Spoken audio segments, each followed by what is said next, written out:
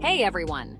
Today let's dive into a fascinating topic: how the CIA is using artificial intelligence and why it's being compared to a crazy drunk friend. You heard that right? Imagine having a friend who's incredibly creative, always bursting with wild out-of-the-box ideas. Sounds helpful, right? But there's a catch. This friend, well, they can be a bit unreliable. One minute they're a genius, the next, they're leading you down a completely wrong path. This is exactly how Nand Mulchandani, the CIA's first chief technology officer, describes generative AI. While AI can be a brilliant tool, sparking creativity and offering new perspectives, it can also be misleading due to its inaccuracies. So, how does the CIA handle this dual-natured tech? Very carefully. The agency is integrating AI to augment human capabilities, not replace them.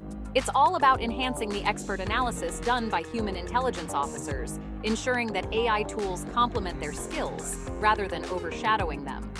Imagine the possibilities. AI can help brainstorm and boost productivity, providing insights that might take humans much longer to derive.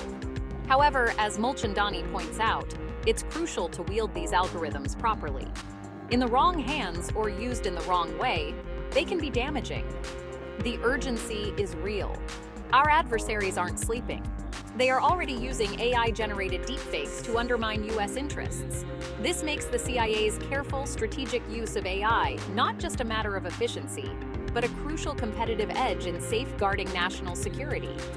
And that's our peek into the fascinating world of AI at the CIA. It's like dealing with a creative yet sometimes wayward friend. The key? Knowing how to harness that creativity without falling prey to the chaos.